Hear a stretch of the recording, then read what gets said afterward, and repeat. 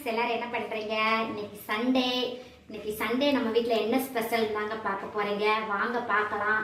அங்கே வீட்டுக்காரர் வேற எங்க தலதாய் படுத்துறாரு. வாங்க டக்கு டக்குன்னு பார்க்கலாம், அவருக்கு டைம் ஆயிடுச்சான். இங்கே பாருங்க, சூப்பரான மட்டன் குழம்புங்க, செம்மையான மட்டன் குழம்பு.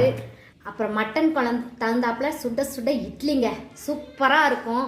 மட்டன் குழம்பும் இட்லியும் நேற்று தாங்க மாவாட்டினேன். சூப்பராக இட்லி ரெடி ஆயிடுச்சு. நம்ம எடுத்து வச்சுக்கலாம். இங்கே பாருங்கள், சூப்பராக இட்லி ரெடி ஆயிடுச்சுங்க.